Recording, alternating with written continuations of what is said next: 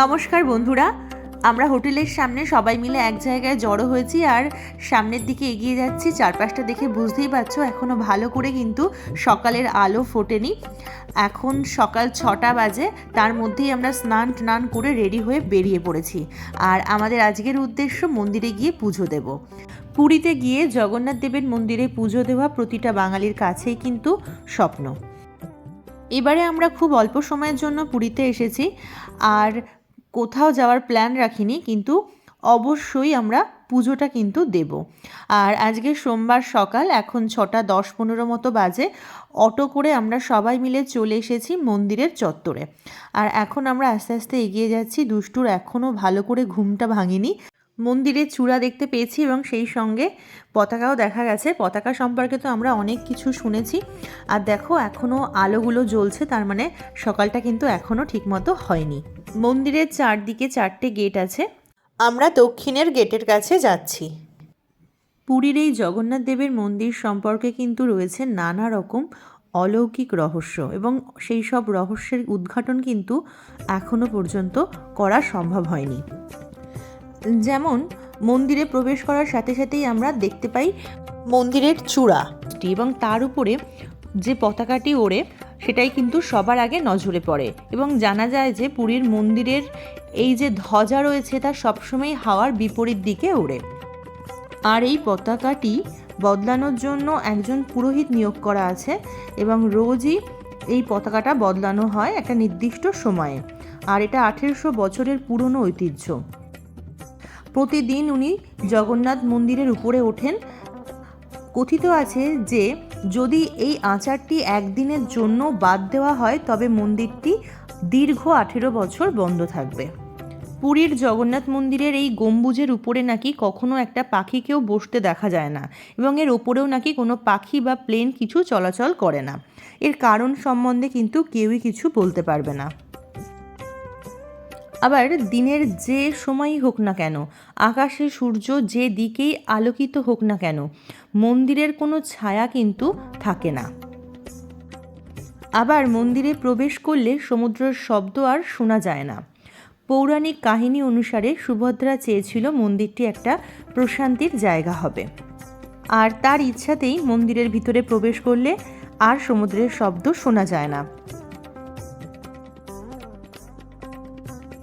এই মন্দিরে ভগবান জগন্নাথ দেব তার বড় ভাই বলভদ্র বা বলরাম এবং তার ছোট বোন সুভদ্রার সাথে উপস্থিত। মূর্তিগুলি কাঠের তৈরি। নবকালেবার সময় নতুন মূর্তি প্রতিস্থাপিত হয়।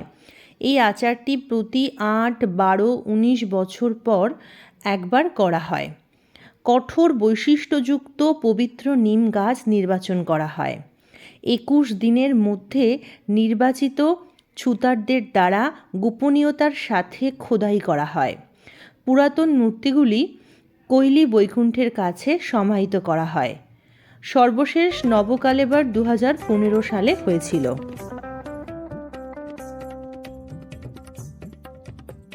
প্রতিদিন 2 লাখের বেশি ভক্ত জগন্নাথ মন্দিরে মহাপ্রসাদ গ্রহণ করেন, কিন্তু আজ পর্যন্ত কোনো দিন তাদের মহাপ্রসাদ কম পড়েনি।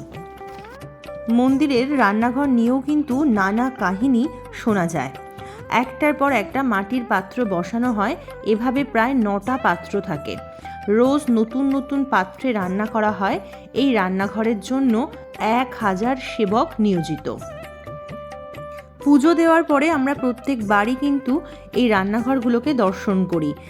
আর রান্নাঘরের ভিতরেই কিন্তু গঙ্গা যমুনা নদী প্রবাহিত, যা বাইরে থেকে দেখা যায় না, যা সত্যি সত্যি বড় অদ্ভুত ঘটনা। রান্নাঘরে যে সেবকটি থাকে তাদের বয়স 12 বছর হয়, তখন থেকে তারা প্রশিক্ষণ নেওয়া শুরু করে। এভাবে তারা বংশানুক্রমে এই সেবায় তারা নিয়োজিত থাকে। এই রান্নাঘরে 100টির উপর ভোগ রান্না হয়, আর এই ভোগ রান্নাকেও 2 ভাগে ভাগ করা যায়, পাক্কা আর শুক্কা। পাক্কা হলো যে খাবারগুলো মানে পাক হয়, সেদ্ধ করা হয়, যেমন চাল, ডাল, খিচুড়ি। আর শুক্কা হলো যে খাবারগুলো মানে বিস্কুট, মিষ্টি, বিভিন্ন ধরনের পিঠে, এই সমস্ত ভোগকে শুক্কা বলা হয়।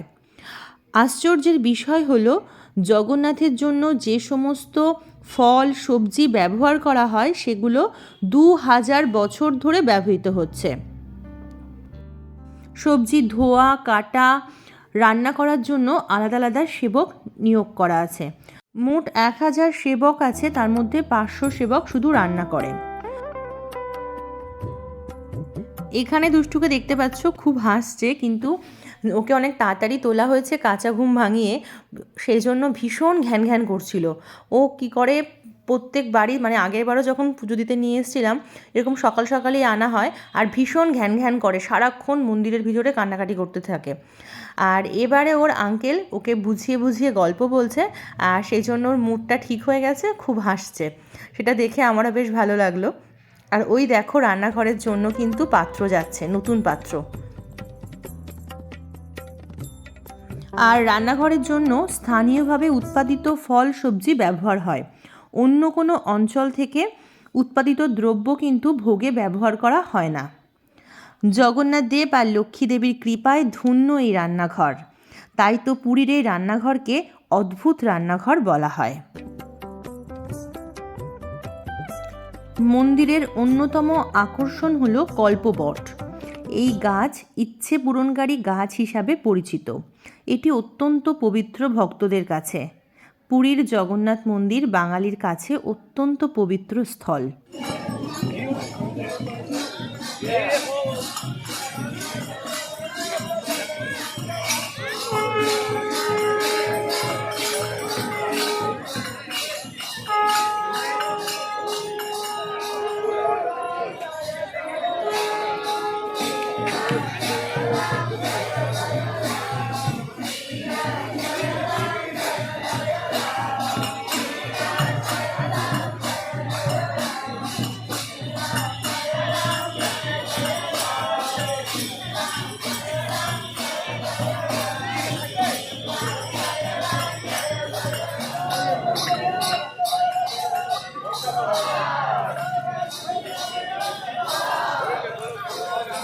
আমরা সকাল 6টা নাগাদ হোটেল থেকে বেরিয়েছি, আর 6:30টার মধ্যেই মন্দিরের মধ্যে প্রবেশ করেছি।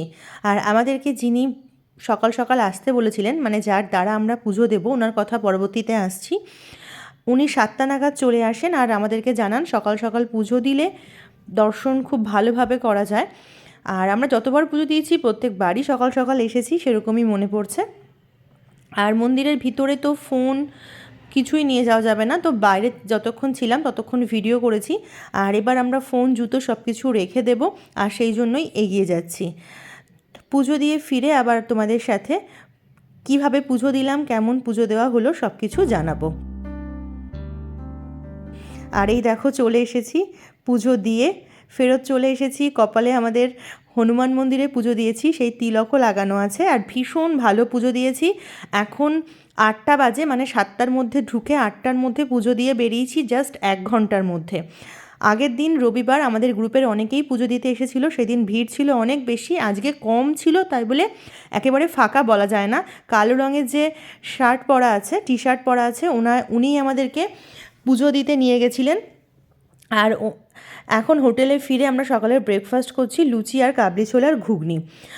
আমি যখন প্রথমবার পুরীতে এসেছি আমার জেঠুর সাথে, জেঠু খুবই আসে পুরীতে, জেঠুর খুব পরিচিত একজন আছে, ওনার মাধ্যমেও আমরা পুজো দিয়েছি বেশ কয়েকবার। তারপরেও অন্য অন্য মাধ্যম, কখনো পুরোহিত কখনো পাণ্ডা, নানাজনের হাত দিয়ে পুজো দিয়েছি।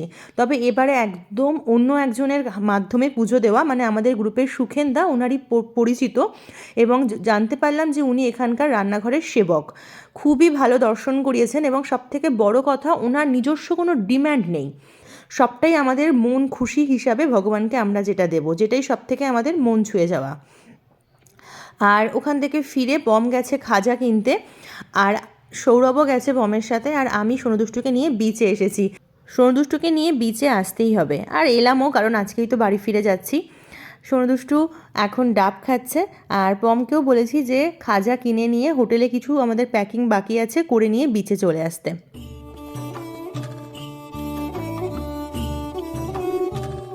3 দিন ধরেই ভাবছি ডাব খাবো, কিন্তু খাওয়াই হচ্ছে না। বিচে আসার সময় অল্প কিছু জিনিসপত্র আলাদা করে ব্যাগে নিয়ে বিচে আসি, আর পম আমাকে দায়িত্ব দেয় যে তুমি সঙ্গে কিছু পয়সা রাখো। আমি তো সে ভুলেই যাই, বিচে আসার পরে মনে পড়ে, সেজন্য ডাব আর খাওয়া হয় না। আজকে মনে করে নিয়ে এসেছি।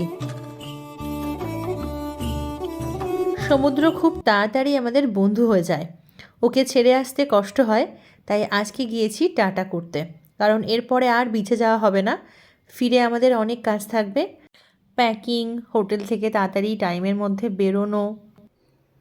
আজকে বাড়ি ফিরবো, তাই মনটা তো একটু খারাপ বটেই, তবে আজকে কিন্তু খুব ভালো করে মন প্রাণ ভরে শুধু সমুদ্রকে দেখব।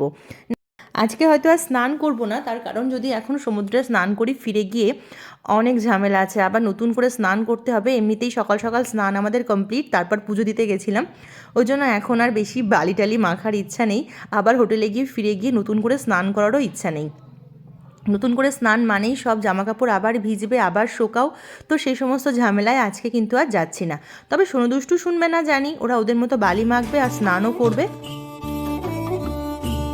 আর এখানে সম্পাদিরও কিন্তু আমার মতো সেম অবস্থা, সকালে স্নান করে পুজো দিয়েছে, এখন কিন্তু আর জলে ভিজবে না, নামবেও না। আর আমার ভিডিওটা তোমাদের যদি ভালো লাগে তাহলে অবশ্যই কিন্তু তোমরা একটা লাইক দিয়ে দিও, আর সাবস্ক্রাইব করে আমার পাশে থেকো। আর যারা অলরেডি করে দিয়েছো তাদেরকে তো আমার তরফ থেকে অনেক অনেক ভালোবাসা। আর যদি খুব বেশি ভালো লাগে আমার আজকের ভিডিওটা, তাহলে তোমরা তোমাদের বন্ধু বা পরিবারের সাথে কিন্তু শেয়ারও করতে পারো। যতক্ষণ না বিচে পম আসছিল সোনুদুষ্টু আমাকে পাগল করে দিচ্ছিল, কারণ ওর পাপা না আসার ফলে ওদেরকে আমি জলে নামতে দিচ্ছিলাম না। তো ওর পাপাও এখন চলে এসেছে আর ওরা নেমে গেছে জলে, তবে ওদের সঙ্গে কিন্তু অবশ্যই একজন করে কেউ না কেউ আছে।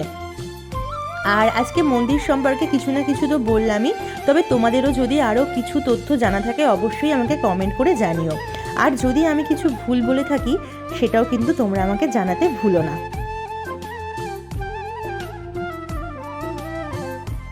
আজকে আর সমুদ্রে নামছি না, শুধুই ছুঁয়ে দেখা আর ভালোবাসা প্রকাশ করা। এই দেখো দুষ্টুর কি অবস্থা, পুরো ভিজে গেছে কিন্তু চেঞ্জ করবে না। এই মিষ্টিটা তোমরা হয়তো অনেকেই খেয়েছো বিচে ঘোরাঘুরি করার সময়, পুরীর বিখ্যাত মিষ্টি মদনমোহন। আর ছানা পরোটাও একটু টেস্ট করব। এই মিষ্টিটা আমার তো খারাপ লাগে না, পম খুব একটা পছন্দ করে না, কিন্তু আমি আসার দিন থেকেই ভাবছি, কিন্তু ঠিক মতো খাওয়া আর হয়ে ওঠেনি, তার কারণ তোমাদের একটু আগে এক্সপ্লেন করলাম।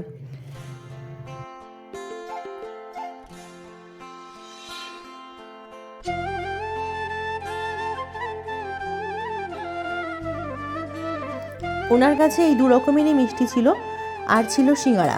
সিঙ্গারা আর টেস্ট করতে ইচ্ছে হয়নি। সোনু তো মিষ্টি খেতে চাই না, দুষ্টুকে একটু নিতে বললাম, তো দেখো ও বালি হাতেই খাওয়ার জন্য এগিয়ে দিচ্ছিল, ভুলেই গেছে যে ওর হাতে নোংরা। তো ওকে একটু টেস্ট করালাম, কিন্তু ওর ভালো লাগেনি। আর পমের তো একদমই ভালো লাগে না, তাও একবার দুবার বলায় নিতে বললাম, তো মুখ দেখেই বুঝতে পারবে যে ওর পছন্দ না মিষ্টি।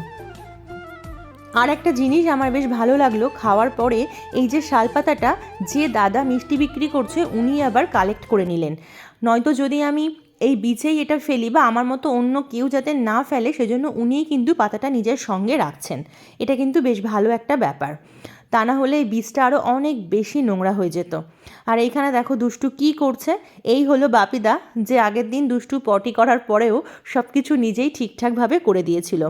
আর তারপর থেকেই বাপিদার সাথে দুষ্টুর একটা অন্যরকম বন্ধুত্ব হয়েছে, মানে দুষ্টুও বুঝেছে যে এই জিনিসটা আমার মা ছাড়া কেউ করে না, সেটা যখন কেউ করে দিল তাহলে সে সত্যিই একটা ভালো মানুষ। তো তারপর থেকেই দুষ্টুর সঙ্গে বাপিদার দারুণ বন্ধুত্ব জমে উঠেছে।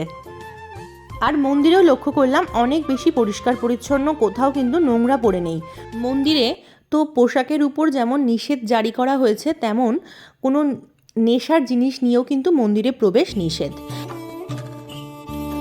সোনু দুষ্টুকে চেঞ্জ করিয়ে স্নান করিয়ে খাওয়ার জন্য নিয়ে চলে এসেছি। আর আজকে দুপুরে কিন্তু আমাদের খুবই হালকা খাবার আছে, যেহেতু রাত্রে আমাদের ট্রেন আর সারা রাত জাগা পড়বে, সেই জন্য আমাদের দুপুরবেলায় আজকে ভারী কিছু রাখা হয়নি, শুধু মাছের মাথা দিয়ে মুড়ি ঘন্ট রাখা আছে, সঙ্গে আছে আলুর চিপস, আর আছে মাছ, কাতলা মাছ, আর চাটনি পাঁপড়। এই হলো আমাদের আজকে দুপুরের মেনু। দুপুরবেলা খাওয়া দাওয়া করে একটুখানি রেস্ট নিয়ে নিয়েছি, তারপর দেখো আমাদের প্যাকিং ট্যাকিং চলছে। আমরা এখানে 6টার দিকে বেরোবো, যেহেতু অনেকজন মানুষ তো আমরা একটু হাতের সময় না রেখে বেরোলে কিন্তু অসুবিধে। আর অনেকগুলো ব্যাগ হয়েছে, এই 3টে ব্যাগ আমার নিতে হবে।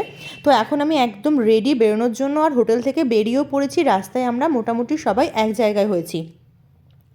এখন আমাদের স্টেশনে যাওয়ার পালা।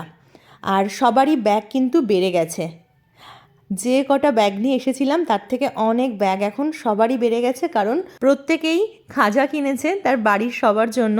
তো স্বাভাবিক প্রত্যেকের ব্যাগ তো বাড়বেই। আর আমাদের গাড়ি চলে এসেছে, বেশ কয়েকটা গাড়ি লাগবে। এই দেখো, যে গাড়ি করে আমরা এসেছিলাম সেই গাড়িতেই এখন স্টেশনে যাব। আর চলে এসেছি স্টেশন, এমনকি ট্রেনও দিয়ে দিয়েছে, ট্রেনে উঠে পড়েছি। বাড়ি ফেরার সময় আমরা সবাই টায়ার্ড, সেই জন্য সব কিছু আর ডিটেলসে দেখানো সম্ভব নয়। ট্রেন ছেড়েও দিয়েছে, আর এই দেখো রাতের খাবার নিয়ে কিন্তু আমরা বসে পড়েছি, কারণ দুষ্টুর খিদে পেয়ে গেছে, সাথে ঘুমও পেয়ে গেছে। আর রাতে আছে আমাদের চিকেন আর ফ্রাইড রাইস। আমরা যখন কোথাও ঘুরতে যাই তখন যতটা এনার্জেটিক থাকি, ফেরার সময় কিন্তু ঠিক তার উল্টোটাই হয়। আমরা বড়রাই এখন এই অবস্থা, বাচ্চাদের তো আরও ডাউন। আসার সময় তখন প্যাকিং করব, কি করব সেই সব কিছু নিয়ে অনেক উন্মাদনা থাকে, কিন্তু ফেরার সময় তখন শুধুই মনে হয় কখন বাড়িতে গিয়ে পৌঁছাবো। কোথাও যখন যাই খুব আনন্দ করতে করতে আর ফেরার সময় মন খারাপ হয়, আর তার থেকে বেশি চিন্তা থাকে আমার দুষ্টুকে নিয়ে, কারণ বাড়ি ফেরার পরে বাচ্চাদের তো একটুখানি শরীর খারাপ হয়ই। সোনু এখন অনেকটা ঠিক হয়ে গেছে ঘোরাঘুরি করতে করতে, আর দুষ্টুর এখন বাড়ি ফেরার সময় চিন্তা হয় যে কি হবে তার ঠিক নেই। আর এবারে ট্রেনটা তো আমাদের হাওড়া যাবে, তো সেখান থেকে হাওড়া থেকে আবার শিয়ালদায় যাওয়া এটা একটা খুবই মুশকিলের। আর শিয়ালদা থেকে আবার 2 ঘন্টা ট্রেন ধরে বসিরহাট, তো বুঝতেই পারছো জার্নিটা কিন্তু এখনও আমাদের জন্য অনেকটা। এইদিকে পম খাওয়াচ্ছে বাচ্চাদেরকে। তো চলো আজকের মতো টাটা, ফিরে আসবো খুব তাড়াতাড়ি আবার নতুন কোনো ভিডিও নিয়ে। ততক্ষণে তোমরা খুব খুব খুব ভালো থেকো, সুস্থ থেকো, আর এভাবেই আমার পাশে থেকো। Tata, good night.